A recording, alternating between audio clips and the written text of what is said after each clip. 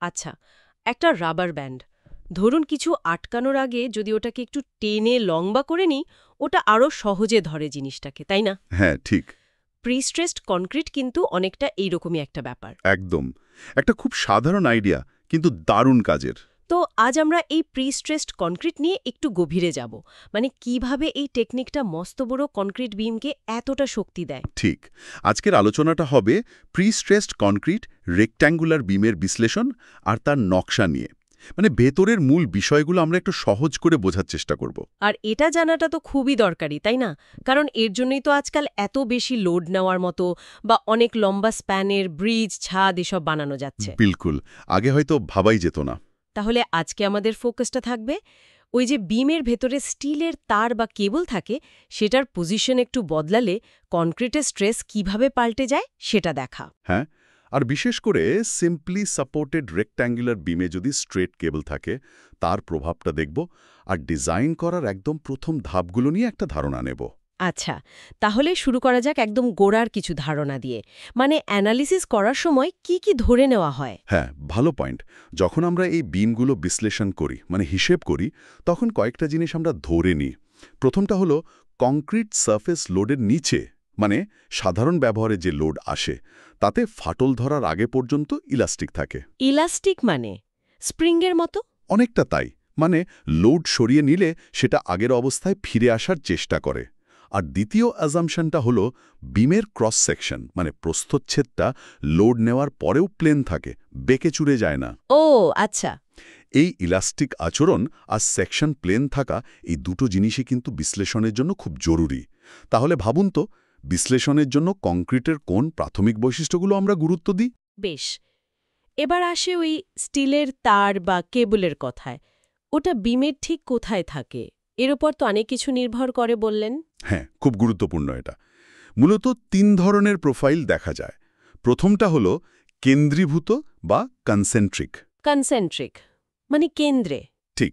ভাবুন একটা লম্বা কাঠের গুঁড়ি, তার ঠিক মাঝখান দিয়ে যদি একটা দড়ি টেনে বাঁধা হয়, এখানেও কেবলটা বিমের একদম সেন্ট্রয়েড বা ভারকেন্দ্র দিয়ে যায়। তাতে কি হয়? পুরো সেকশন জুড়ে একটা সমান চাপ তৈরি হয়, ইউনিফর্ম কম্প্রেশন। আচ্ছা, আর দ্বিতীয়টা?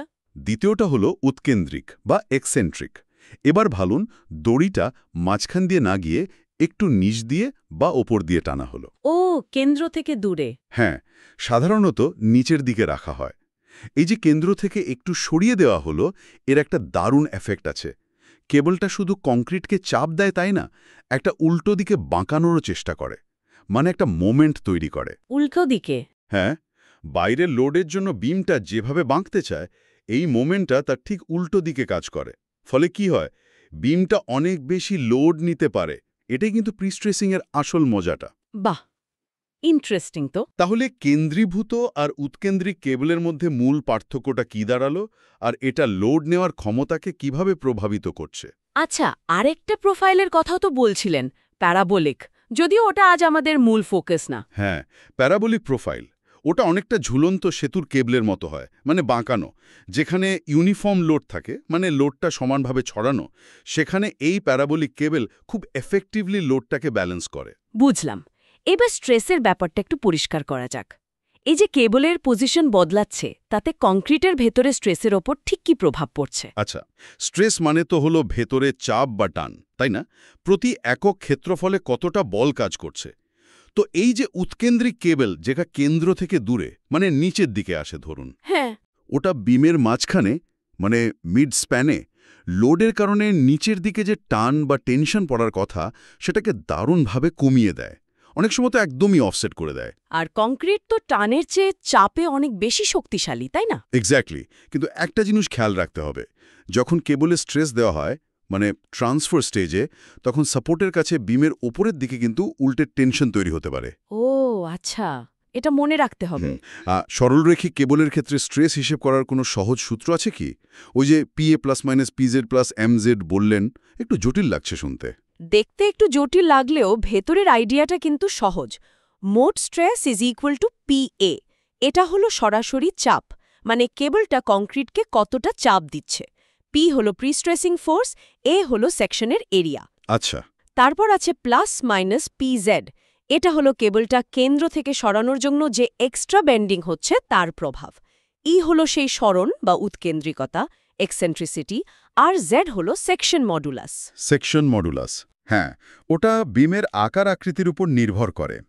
বলে দেয় বিমটা বেন্ডিংয়ের বিরুদ্ধে কতটা রেজিস্ট করতে পারবে। আর শেষেরটা প্লাস মাইনাস এমজেড।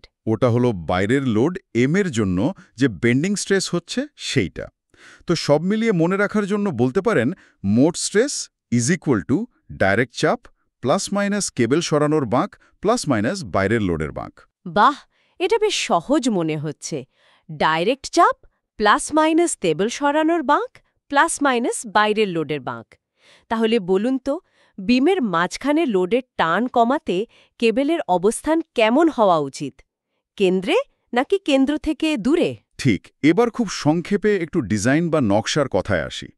প্রিস্ট্রেসড বিম ডিজাইন করার মূল লক্ষ্যটা কি? লক্ষ্যটা কি? লক্ষ্য হল এমন একটা কংক্রিট সেকশন আর এমন পরিমাণ প্রিস্ট্রেসিং ফোর্স পি আর উৎকেন্দ্রিকতা ই ঠিক করা যাতে সার্ভিস লোডের সময়, মানে যখন বিমটা স্বাভাবিক লোড নিচ্ছে, তখন কংক্রিটের কোথাও কোনো টেনশন না আসে, আর কম্প্রেশন বা চাপটাও যেন কংক্রিটের সহ্য ক্ষমতার মধ্যে থাকে। মানে টেনশন একদম জিরো বা কম্প্রেশনে রাখা। হ্যাঁ, মূলত টেনশন এড়ানো। ধাপগুলো যদি খুব ছোট করে বলি, 1. প্রথমে লোড হিসেব করতে হবে কি কি লোড আসবে বিমের উপর। আচ্ছা। 2. সেই অনুযায়ী একটা আন্দাজ মতো সেকশন সাইজ ঠিক করা। 3. তারপর দরকারি পি আর ই ক্যালকুলেট করা যাতে স্ট্রেস লিমিটের মধ্যে থাকে। এটা কিন্তু দুটো স্টেজে চেক করতে হয়, ট্রান্সফার স্টেজ আর সার্ভিস স্টেজ, কারণ দুই সময় স্ট্রেসের অবস্থাটা একটু আলাদা থাকে। ওহ, দুটো স্টেজেই দেখতে হয়। হ্যাঁ, আর 4. শেষে গিয়ে শিওর আর ডিফ্লেকশনটাও চেক করতে হয়, মানে বিমটা বেঁকে বা কাত হয়ে যাচ্ছে না তো। যদিও এই শেষেরগুলো আজকের আলোচনার ফোকাস না, কিন্তু ডিজাইনের অংশ। তাহলে প্রি-স্ট্রেসড বিম ডিজাইনের মূল উদ্দেশ্যটা কি দাঁড়ালো সংক্ষেপে? চমৎকার। তাহলে আজকের আলোচনাটা যদি একটু গুটিয়ে আনি, আমরা কি কি শিখলাম? আমরা জানলাম প্রি-স্ট্রেসড বিম অ্যানালাইসিসের মূল অ্যাজাম্পশনগুলো কি, কেবলের বিভিন্ন প্রোফাইল মানে কনসেন্ট্রিক, এক্সেন্ট্রিক, এমনকি প্যারাবোলিক কিভাবে কাজ করে, আর স্ট্রেসের ওপর তাদের প্রভাব কি।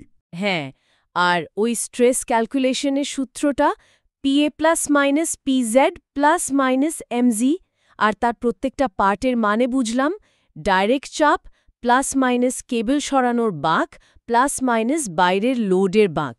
ঠিক, আর এটাও জানলাম যে এই ধরনের বিম ডিজাইন করার মূল লক্ষ্যটাই বাকি। একদম। প্রিস্ট্রেসড কনক্রিট ব্যাপারটা কিন্তু শুধু কিছু হিসেব নিকেশ নয়, তাই না? এটা আসলে মেটেরিয়ালকে স্মার্টলি ব্যবহার করার একটা দারুণ কৌশল, যাতে আরও শক্তিশালী টেকসই কাঠামো বানানো যায়। ঠিক বলেছ। আর এই বেসিক কনসেপ্টগুলো ভালো করে বোঝাটা ভবিষ্যতের সিভিল ইঞ্জিনিয়ারদের জন্য কিন্তু খুব দরকারি। নতুন নতুন চ্যালেঞ্জিং ব্রিজ, লম্বা স্প্যানের বিল্ডিং এসব ডিজাইন করার জন্য এই জ্ঞানটা লাগবেই। মানে এটা শুধু পরীক্ষার জন্য পড়া নয়, ভবিষ্যতের জন্য তৈরি হওয়া। একদম। কনস্ট্রাকশন টেকনোলজি তো রোজ পাল্টাচ্ছে, তাই এই আধুনিক কৌশলগুলো শিখে রাখা, নিজেকে আপডেটেড রাখাটা খুব জরুরি। এই জ্ঞানটাই কিন্তু ভবিষ্যতে দারুণ সব স্ট্রাকচার তৈরি করতে সাহায্য করবে।